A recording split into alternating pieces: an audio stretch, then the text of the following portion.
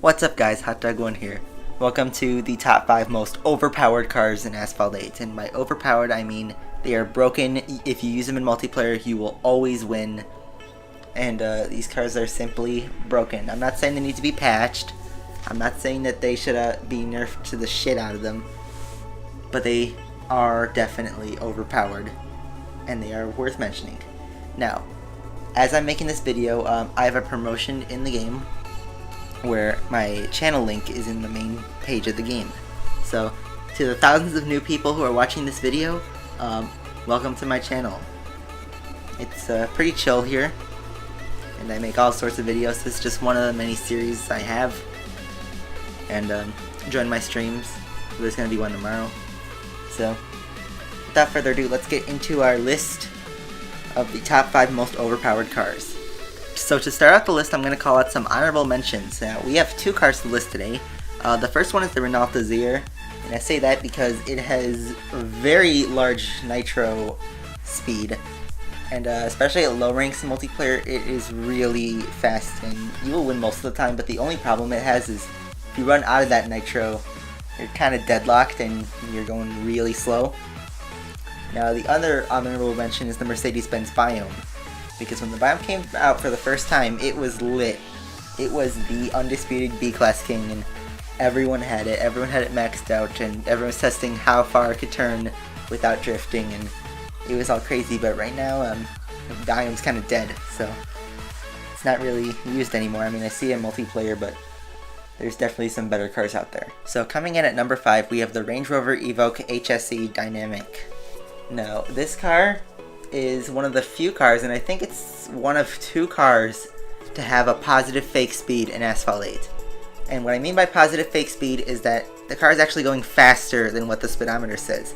And the modifier is 108%, so let's say you're going 200 miles per hour on the speedometer, you're actually going 218 miles per hour. Point is, you're going a lot faster than your speedometer says. So, when it comes to multiplayer, that's really powerful. And then it also has really good handling, really good nitro duration. The car's just really fast. It's really good, especially for a heavyweight. I'm surprised it's that good. But, you know, there's some cars that can defeat it if you have the right tuning, and I will get into that a little bit later. But that is our number 5 spot. Coming in at number 4, we have the Holden Coupe 60. And you may have seen on my streams, I use this car a lot on Windows because it is my go-to multiplayer car. I tuned this thing a lot, and you can only tune this car for top speed to be good, but when you do tune it to top speed, you'll never lose. And you see me, I'm always almost guaranteed to get a top 3 spot in a multiplayer race when I use this car, because it has a massive tuning kit boost, and it can go really fast at really low ranks. My Holden right now is like 1394, and it's going nearly 260 miles an hour, so that's really fast when you compare it to a DS Servo, which only goes 230 miles an hour. And the only reason I put this at number 4 instead of higher is because it has bad nitro duration. If it had better nitro duration, it'd probably be a little bit higher up. But anyway, that is our number 4 spot. Coming in at number 3, we have the Shelby Cobra 427. Now, I'm pretty sure you guys were expecting this car on this list, but I'm pretty sure you weren't, or maybe you were expecting it at number 3. And this car can be attained from mastery. And if you tune this car very low, you can make it go very fast, obviously. And the thing is, this car, unlike the Holden, it has good nitro duration. And it's also very easy to drive. And that being said, when it comes to multiplayer, being easy to drive and being fast, that's going to help you win a lot more races. And this car, I want to say, was the original multiplayer car, but it was when people started tuning cars exclusively in multiplayer. This car was definitely number 1 on the list when it was first came out in the Mastery update. So that is our number 3 spot. Now, I'm pretty sure you guys know what the top 2 spots are, but you don't know which order I'm putting them in. And despite popular belief, the number 2 spot we have is the Chevrolet Camaro 2016 SS. And I'm pretty sure I said that in the wrong order, but it's the Camaro, and it's the overpowered one. Now, a lot of guys are probably shocked that I put it at number 2 and not number 1, but there's a massive drawback to this Camaro, and that is it has awful acceleration. I mean awful. And the handling too is terrible. And although you can make it go over 300 miles per hour at rank 1400, you will not be able to turn. You will not be able to accelerate at the start without getting knocked down.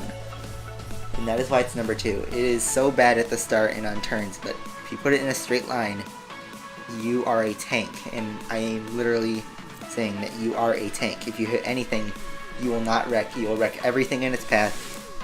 And pretty much all cars will die in your path, except for one, which is the number 1 spot, and I know you guys know what that is. Coming in at number 1, we have the BMW 3.0 CSL Homage. Could it really be anything else? No. This car is, I want to say, the most broken car in Asphalt 8. And it has many reasons to it.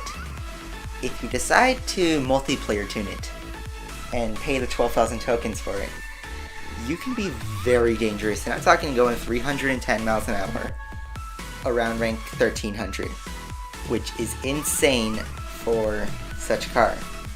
But they put the BMW at A class with a very, very low starting rank and a very, very high tuning kit boost. And if you decide to go the distance and max pro it, you have the king of Asphalt. And note there's the Double 16 and the Tri-Nemesis that are technically faster because they're in S-Class, but you see the BMW on the leaderboards all the time when you have an all-class cup. In A-Class, this thing is the king. Even though the Icona is powerful, it cannot beat the BMW. This car is the A-Class king. It is the multiplayer king. Even though it has bad nitro duration, it will still be the king. You can go single tank with this car and still be unstoppable. The BMW Homage is pretty much the thing that defines Asphalt 8's overpoweredness. And yeah, that's the top 5 most overpowered cars in Asphalt 8. So, I was trying to make this video on Wednesday, but 2 major things happened that prevented me from doing that. That was the Chicago Cubs winning the World Series, the first time in over 100 years. And also, on Real Racing 3, there was a McLaren 675 LT Championship, and I couldn't resist. I had to win it, and I did. So, thank you guys all for watching, and I will see you guys next week.